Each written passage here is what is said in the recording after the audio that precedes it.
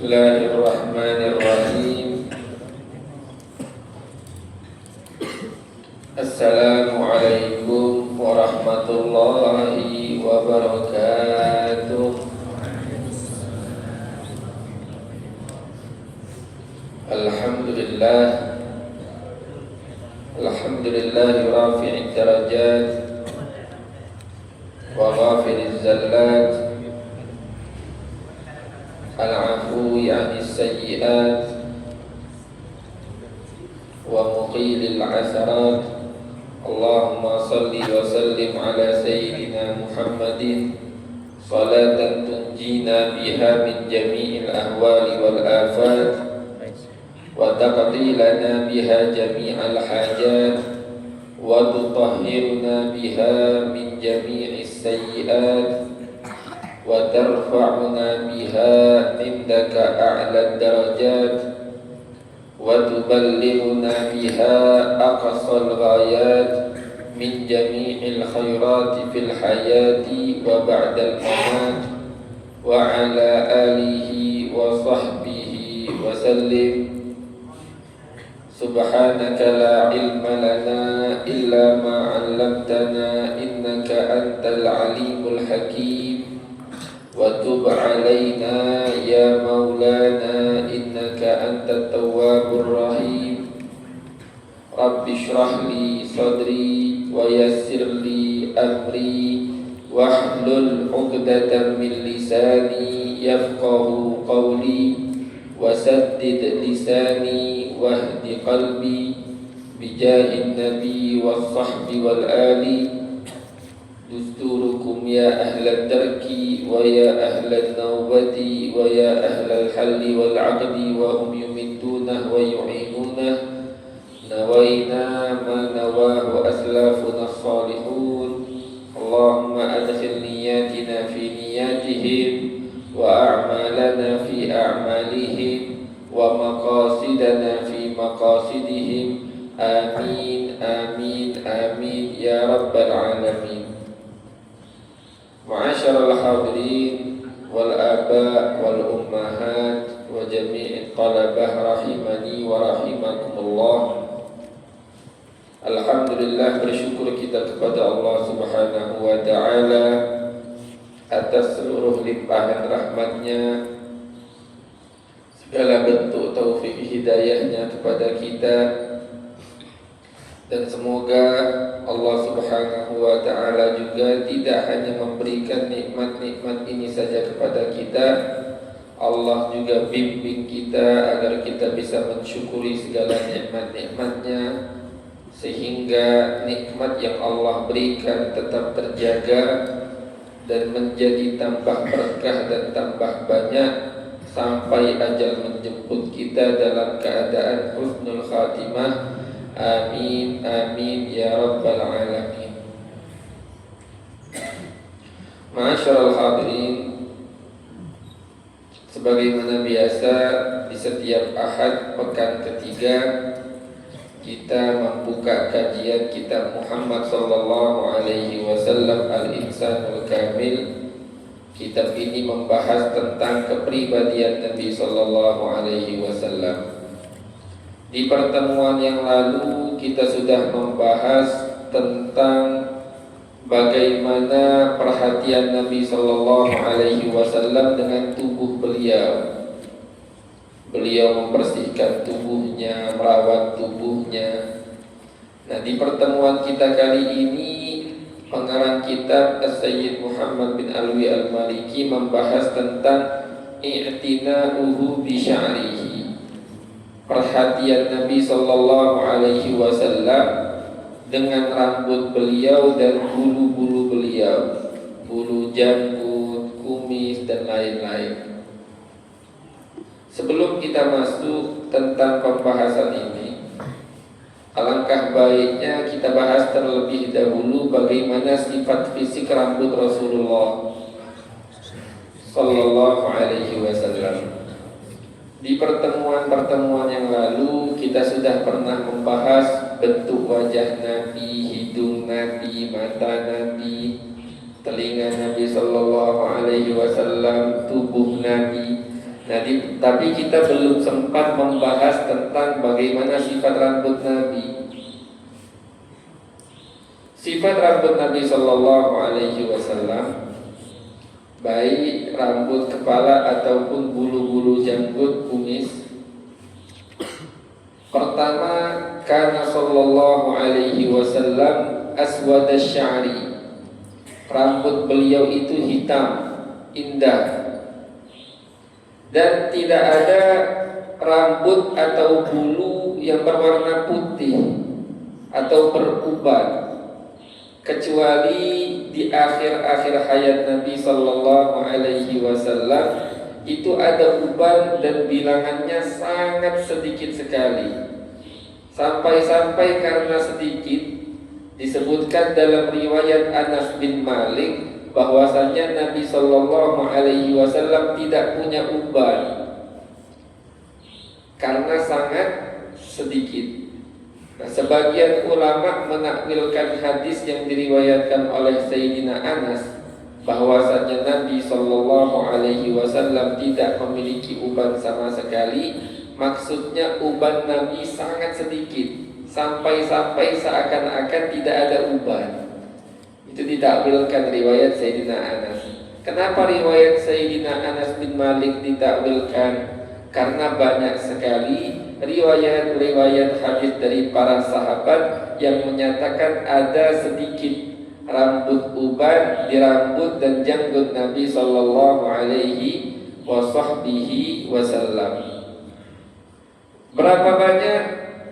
Disebutkan dalam kitab Wasailul Wusul, wa kana syaibuhu Sallallahu Alaihi Wasallam fir ra'si wal lihyati syai'an qalilan nahwa 17 sya'ra. Adapun uban di kepala dan janggut Nabi Sallallahu Alaihi Wasallam itu sangat sedikit, kisaran 17 helai saja. Dan dalam riwayat lain sekitar 18 helai saja. Ada riwayat yang paling banyak menyebut hanya 20 helai saja dan tidak lebih. Sepakat ulama tidak lebih dari sekitar 20 helai rambut saja. Jadi sangat sedikit sekali. Kok bisa riwayatnya berbeda-beda? Para ulama menjawab, mungkin perawi hadis pertama dari kalangan sahabat, satu melihat ketika bilangannya 17, satunya lagi di waktu yang lain setelah waktu tersebut dia melihat ada 18, yang paling terakhir melihat sekitar 20. Namun juga ada menurut sebagian ulama mungkin yang menghitung 20 lebih mendetail, lebih memperhatikan, atau mungkin sebagian salah lihat, kurang tepat melihatnya. Jadi intinya kurang lebih kisaran 17 sampai 20, dan mereka sepakat tidak lebih dari kisaran 20 helai. Sepakat para sahabat dalam periwayatan hadis ini. Ini kata ulama, bayangkan kepribadian Nabi Sallallahu Alaihi Wasallam itu dijelaskan sama para sahabat dengan sangat gamblang, sangat jelas. Bahkan jumlah uban beliau sekalipun itu disampaikan oleh para sahabat kepada para tabi'in dan orang-orang yang belajar kepada mereka. Apalagi tentang hukum Allah, tidak akan pernah para sahabat menutup-nutupi hal tersebut. Dan hikmah kenapa uban Nabi Sallallahu Alaihi Wasallam itu sangat sedikit, padahal dinyatakan dalam hadis uban itu cahaya, uban itu tanda seorang itu sudah memiliki kepribadian yang tenang. Dijawab oleh seorang ulama pengarang kitab Muntahassul, beliau menyatakan wasababu qillati syaibihi, sebab kenapa uban Nabi hanya sedikit saja, annan nisaa yakrahnahu ghaliban, karena umumnya para wanita tidak suka ada uban. Tidak senang laki-laki ada uban karena tanda sudah tua. Wa man kariha minan nabi sallallahu alaihi wasallam syai'an kafar. Dan orang yang membenci ada satu sifat pada diri Nabi sallallahu alaihi wasallam itu bisa kufur.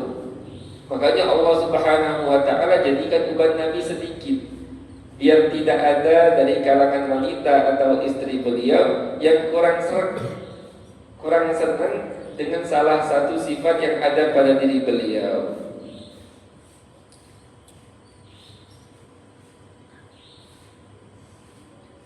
Sayyidina Abu Bakar As-Siddiq, beliau pernah bertanya kepada Nabi sallallahu alaihi wasallam, "Ya Rasulullah, qad shibta." Wahai Rasulullah, engkau telah tumbuh uban. Rasulullah sallallahu alaihi wasallam pun menjawab. Sayyidina Abu Bakar bertanya, heran Sayyidina Abu Bakar. Sayyidina Abu Bakar melihat fisik Nabi masih sangat kuat, tapi tumbuh uban. Biasanya tumbuh uban itu ketika tubuh mulai melemah atau respon dari tubuh. Tapi Nabi sallallahu alaihi wasallam fisiknya masih kuat. Sayyidina Abu Bakar heran nanya sama Rasulullah, "Ya Rasulullah, qad shibta." Wahai Rasulullah, engkau telah tumbuh uban. Nabi pun menjawab, "Syayyabatni Hud wal waqi'ah wal mursalat wa amma yatasaalun wa idza syamsu kuwirat." Yang membuat aku tumbuh uban kata Nabi, surat Hud, surah Al-Waqi'ah, surah Al-Mursalat, surah Amma Yatasa'alun, sama surah Wa idza syamsu, sama surah idza syamsu kuwirat, At-Takwir. 5 surat ini yang membuat Nabi sallallahu alaihi wasallam tumbuh uban. Kenapa? Disebut dalam kitab Wasailul Wusul, lishtimali hadhihi suwar ala bayani ahwali yaumil qiyamah. Karena kandungan-kandungan isi surat ini itu membahas tentang betapa mengerikannya keadaan-keadaan hari kiamat. Dan ini menyebabkan Nabi sallallahu alaihi wasallam khawatir atas keselamatan umatnya. Jadi beban pikiran Nabi sallallahu alaihi wasallam. Jadi Nabi itu tumbuh uban karena mengkhawatirkan umatnya. Ya kita, bukan orang lain. Nabi sallallahu alaihi wasallam sampai tumbuh uban karena khawatir akan keselamatan kita. Kalau Nabi pasti selamat. Habibullah, sudah dijamin sama Allah Subhanahu wa taala. Nabi mengkhawatirkan kita, takut kita kesulitan atau kita jatuh dalam adab Allah, jatuh dalam murkanya Allah Subhanahu wa taala, sampai rambut beliau, bulu beliau beruban sampai mendekati bilangan kisaran 20 helai saja. Sallallahu alaihi wasallam. Ini keadaan Nabi kepada kita. Lalu bagaimana respon kita kepada Nabi? Apakah kita pernah memikirkan Nabi sallallahu alaihi wasallam, memikirkan, mengkhawatirkan bagaimana syariat beliau, bagaimana ajaran beliau, bagaimana umat-umat yang lain? Nabi mengkhawatirkan mereka. Kalau Nabi khawatir, harusnya kita juga pun harusnya khawatir. Bagaimana respon kita dengan Nabi sallallahu alaihi wasallam? Ini menjadi PR penting bagi kita. Banyak sekali kisah-kisah yang menunjukkan betapa besarnya perhatian Nabi sallallahu alaihi wasallam kepada umatnya. Di antaranya ini, sebab tumbuh uban di rambut dan janggut Nabi sallallahu alaihi wasallam. Jadi sifat rambut Nabi yang pertama, kana sallallahu alaihi wasallam aswadasy sya'r. Nabi sallallahu alaihi wasallam rambutnya, bulu janggutnya berwarna hitam, tidak ada uban kecuali sedikit saja di akhir hayat beliau, kisaran 20 paling maksimalnya. Kemudian sifat yang kedua disebutkan juga oleh para sahabat, laisa bisabti walal ja'dil qatat. Tidak terlalu lurus dan tidak terlalu keriting, dak nikel, tengah-tengah. Kalau bahasa kita tuh rambut Nabi itu bergelombang. Rambut Nabi Sallallahu Alaihi Wasallam bergelombang. Disifatkan oleh para ulama ahli sirah mengambil dari ucapan para sahabat-sahabat Nabi. Kana idza masyaqahu bil mushti ya'ti ka'annahu hubukur ramal. Nabi Sallallahu Alaihi Wasallam jikalau menyisir rambutnya, rambut beliau itu tampak seolah-olah gelombang-gelombang pasir, alur pasir yang amat indah, bergelombang seperti itu. Kemudian sifat rambut Nabi yang ketiga, panjangnya rambut beliau itu bervariasi. Disebutkan bahwasanya lahu sya'run ila mankibai. Terkadang rambut Nabi itu panjangnya sampai ke bahu. Wa fi waqtin ila syahmatai uzunai. Terkadang agak sedikit lebih pendek sampai ke daun telinga. Wa fi waqtin ila nisfi uzunai. Dan terkadang pada satu waktu juga rambut Nabi SAW lebih pendek sedikit lagi sampai setengah telinga. Nisful uzun, setengah telinga. Nah, ini rambut Nabi SAW. Dan masih banyak lagi sifat-sifat rambut beliau yang disebutkan di dalam kitab Syama'il. Namun kita ingin masuk ke pembahasan bagaimana beliau memperhatikan dan merawat rambut dan bulu beliau. Sebagaimana pembahasan kita di dalam kajian kita kitab Muhammad sallallahu alaihi wasallam Al-Insanul Kamil. Bismillahirrahmanirrahim. Qala al-musannif rahimahullah wa nafa'ana bihi wa bi'ulumihi wa bi'ulumikum fid dharaini amin. I'tina'uhu bi sya'rihi. Perhatian Nabi sallallahu alaihi wasallam terhadap rambutnya. Nabi sangat memperhatikan rambutnya bitandzifihi, dengan Nabi selalu membersihkannya, wa tarjilihi, dan Nabi menyisirnya, wa sadrihi, sama artinya menyisirnya. Qala Anas radhiyallahu anhu, Sayyidina Anas berkata, kana Rasulullah sallallahu alaihi wasallam yukthiru duhna ra'sihi. Nabi sallallahu alaihi wasallam sering meminyaki rambutnya. Wa tasriha lihyatihi, dan sering menyisir merapihkan janggutnya. Wa yuksirul qina, dan Nabi sering menggunakan qina. Apa itu qina? Al-qina khirqatun tudau 'ala ar-ra'si hina isti'malid duhni litaqiyal imamatu minhu. Qina adalah kain yang diletakkan di atas kepala. Ketika seseorang habis meminyaki rambut, kan mau pakai peci, pakai imamah, itu biasanya dikasih lapisan. Itu namanya kain tersebut, bahasa Arabnya qina, lapisan tersebut. Nah, Nabi SAW sering menggunakan qina. Ini menunjukkan bahwasannya beliau sering meminyaki rambut beliau, merawat, merapihkan dan membersihkan rambut beliau sallallahu alaihi wasallam. Di kitab kita kebetulan sangat singkat pembahasan tentang perhatian Nabi terhadap rambutnya. Ada banyak lagi faedah-faedah yang disebutkan di dalam kitab-kitab yang lain.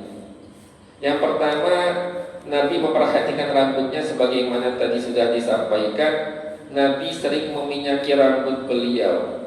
Namun disebut juga dalam kitab sirah yang lain, beliau meminyaki rambut memang sering, tapi tidak terus menerus, tidak terlalu sering, ribban, waktan ba'da waktin, sewaktu-waktu.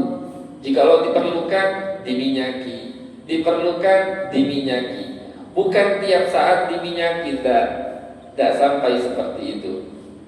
Kemudian perhatian yang kedua disebutkan sama ulama, Nabi sangat sering menyisir rambut beliau, namun tidak berlebihan. Tidak sampai satu hari 3 kali sisir rambut, tidak sampai seperti itu. Bahkan ada teguran dari Nabi Shallallahu Alaihi Wasallam, jangan, kata Nabi, terlalu sering sisir rambut. Apa hikmahnya? Ini diajarkan oleh Nabi Shallallahu Alaihi Wasallam agar kita tidak terlalu berlebihan fokus dalam penampilan zahir. Penampilan zahir kita perhatikan, tapi tidak terlalu berlebih-lebihan. Dan umumnya orang yang terlalu berlebih-lebihan dalam penampilan zahir kurang perhatian dengan penampilan batin, keadaan hatinya, situasi hatinya, kurang memperhatikan. Kalau orang yang standar perhatikan penampilan zahir, namun dia dengan keadaan yang normal, itu umumnya mereka lah yang lebih memperhatikan bagaimana keadaan hati mereka. Biasanya mereka lebih fokus dengan hati mereka, sehingga tidak terlalu fokus lagi dengan penampilan zahir, dengan apa kata orang. Lalu bagaimana cara Nabi Shallallahu Alaihi Wasallam menyisir rambut? Sebelum kita bahas ini, dulu di zaman Nabi Shallallahu Alaihi Wasallam, orang-orang musyrik kanu yufarriquna ru'usahum. Mereka kalau menyisir rambut, mereka sisir itu menjadi membuat belahan kanan kiri. Dulu di zaman Nabi Shallallahu Alaihi Wasallam. Adapun ahlul kitab, orang-orang Yahudi Nasrani, mereka banyak nyisir rambut tidak membelah, tidak ada belahannya. Jadi dibikin menjuntai ke belakang atau ke depan, tidak ada belahan, sisi kanan, sisi kiri. Nabi Shallallahu Alaihi Wasallam di awal-awal Islam, beliau lebih sering menyisir rambutnya dengan sisiran menjuntai, tidak membuat belahan rambut, tidak ditampakkan belahan rambut. Kenapa kata para ulama? Alasannya ini di awal-awal Islam saja. Kemudian setelah berjalan lambat laun, musyrikin banyak masuk Islam. Nabi Shallallahu Alaihi Wasallam membelah potongan rambutnya. Sisir, kalau nyisir dibikin belahannya nampak. Jadi di awal Islam Nabi melakukan tata cara sisir sistem sadel, dibikin menjuntai, tidak dibelah. Nah, ini hikmahnya apa? Satu, kata ulama, mukhalafatu ubadil wasan. Nabi sengaja tampil beda dengan para penyembah berhala yang kala itu sangat banyak. Alasan yang kedua, Nabi Shallallahu Alaihi Wasallam itu sangat suka mirip dengan ahlul kitab. Selagi Nabi Shallallahu Alaihi Wasallam belum dapat perintah atau suruhan dari Allah Subhanahu wa Ta'ala, belum ada perintah, Nabi senang ngikutin ahlul kitab karena mereka ini masih banyak mengikuti sebagian syariat-syariat nabi-nabi terdahulu. Alasan yang ketiga, Nabi Shallallahu Alaihi Wasallam ingin mengambil hati ahli kitab agar mereka tambah yakin, betul ini Nabi sebagaimana yang disampaikan oleh nabi-nabi kita terdahulu. Mengambil hati mereka. Ini di awal-awal Islam. Namun ketika mereka, Nabi Shallallahu Alaihi Wasallam perhatikan mereka tidak ada perubahan sama sekali, Nabi bersikap baik dengan mereka agar mereka mendapatkan kebaikan Islam, masuk dalam Islam, selamat dunia akhirat. Namun mereka tetap gaya mereka tidak mendekatkan diri kepada Nabi, bahkan membenci Nabi Shallallahu Alaihi Wasallam. Setelah itu Nabi Shallallahu Alaihi Wasallam mulai banyak sekali tingkah-tingkah Nabi, tidak tanduk Nabi, tujuannya agar berbeda dengan ahlul kitab. Makanya Nabi Shallallahu Alaihi Wasallam setelah para penyembah berhala banyak masuk Islam, Nabi Shallallahu Alaihi Wasallam mengubah gaya sisir rambut beliau, Nabi jadikan gaya Nabi SAW menyisir rambut itu ada belahan tengahnya. Sisir ke kanan, rambut bagian kanan, rambut bagian kiri disisir ke kiri. Dan ini yang paling afdol, dan inilah cara yang sunnah kata ulama. Kita menyisir rambut di belah tengah seperti itu. Apa alasan Nabi SAW lebih memilih tata cara menyisir rambut dengan cara dibelah? Ada banyak hikmah kata ulamanya. Yang pertama, anzaf, lebih bersih. Yang kedua, ab'adu 'anil israf fi ghaslihi, lebih hemat ketika menggunakan air. Kalau dibikin menjuntai itu numpuk kalau rambutnya panjang. Jadi agak boros dalam penggunaan air. Kalau di Indonesia, Masya Allah, penggunaan air rata-rata kita boros. Itu kalau kita ke daerah-daerah Afrika, daerah-daerah Arab yang sangat kekurangan air, lihat cara orang Indonesia wudhu itu kayak mandi. Lihat orang Indonesia mandi, Masya Allah, kayak buang-buang air. Subhanallah, alhamdulillah, Allah Subhanahu wa ta'ala berikan kepada kita semua nikmat air yang Masya Allah sangat banyak sekali. Alasan yang ketiga, sistem Nabi SAW menyisir rambut belah tengah seperti itu tujuannya agar tidak mirip dengan gaya rambut wanita. Wanita biasanya menyisir rambut gaya menjuntai, yang depan dikedepankan, yang belakang diarahkan ke belakang, tidak dibelah dua. Kemudian yang keempat, tujuannya agar berbeda tampilan dengan orang-orang Yahudi dan orang-orang Nasrani. Itu tata cara Nabi SAW menyisir rambut beliau. Dan Nabi SAW, sebagaimana kita sampaikan tadi, rambut Nabi panjang, terkadang sampai ke bahu, terkadang lagi pada satu waktu sampai ke daun telinga, terkadang lagi sampai setengah telinga. Nah, Nabi SAW terkadang rambutnya itu, rambut bagian sini yang dekat telinga, itu sering Nabi jadikan menjuntai. Dibikin jadi 4 juntayan. Satu di depan telinga sini, satunya lagi di belakang telinga. Jadi tiap telinga ini ada 2. Satu menjuntai di sini, satu lagi di belakang telinga. Satu menjuntai di sini, satunya lagi menjuntai di belakang telinga. Sering seperti itu.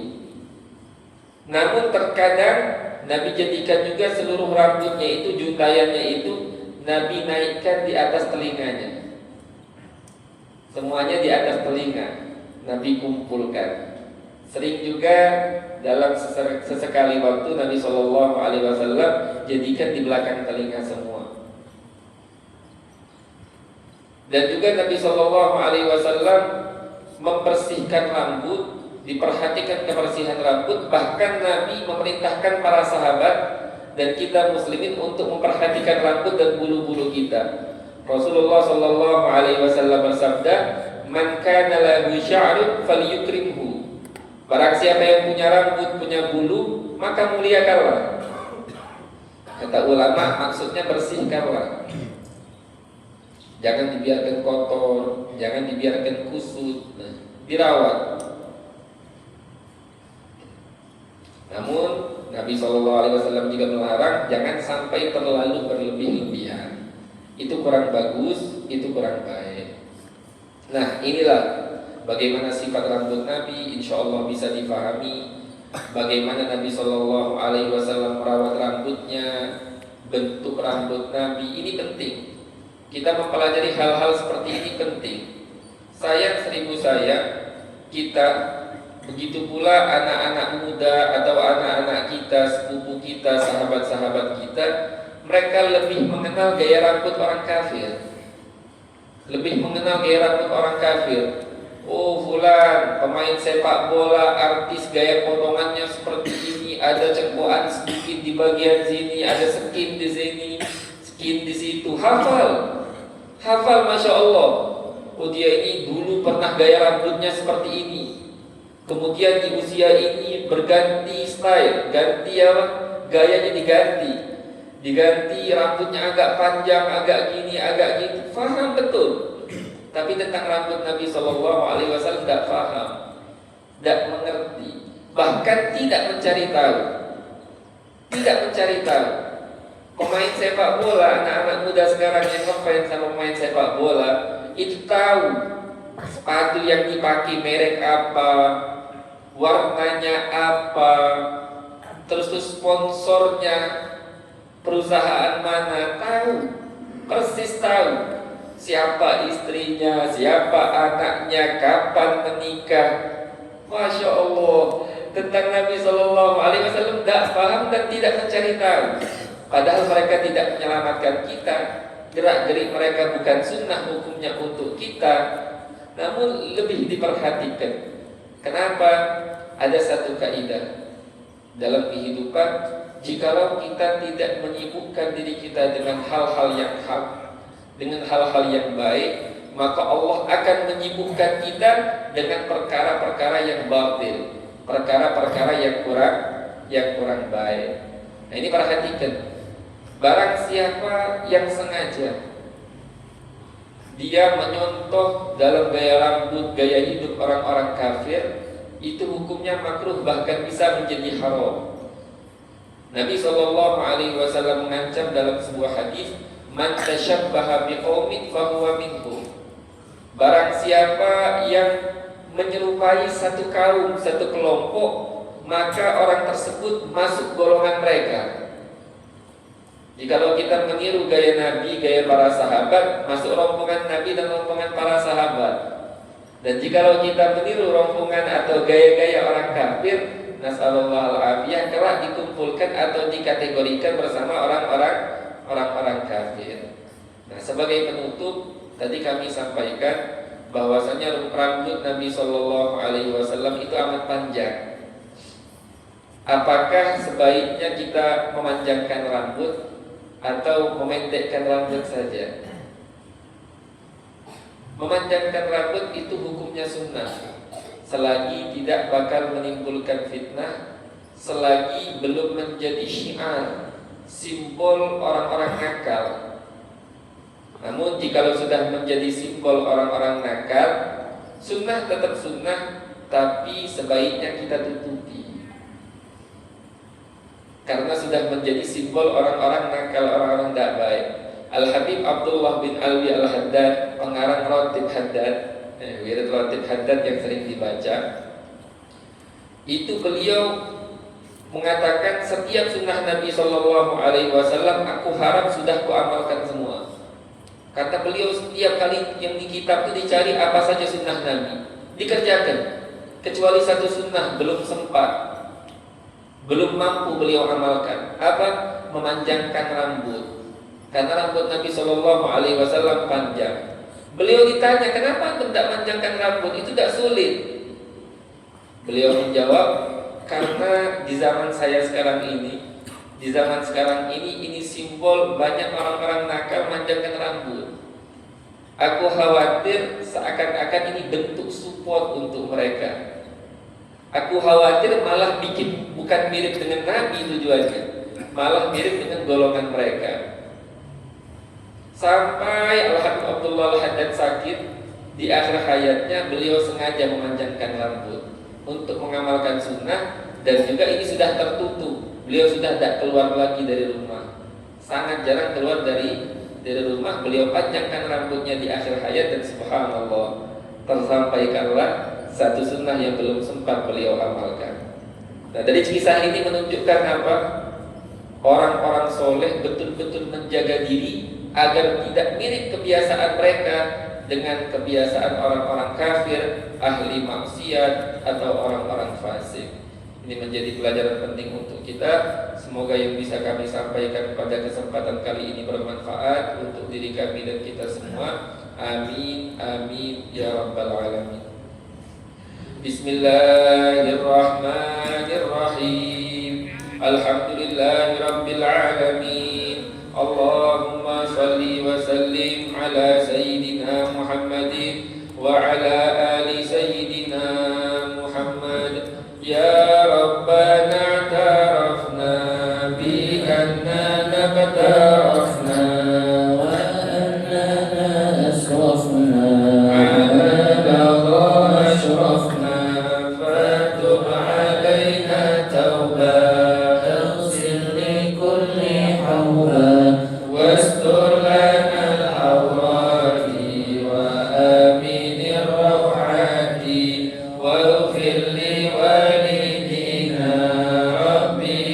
مولودنا والأهل والإخوان وسائر الخلان وكل ذي محبة أو جيرة أو صحبة والمسلمين أجمع آمين ربي أسمع فضلا وجودا منا لا باكتساب منا بالمصطفى الرسول نحظى بكل سهول بالمصطفى الرسول نحظى بكل سهول صلى وسلم ربي عليه عد الحب وآله والصحب عداد طش السحب والحمد للإله في البدء والدهاء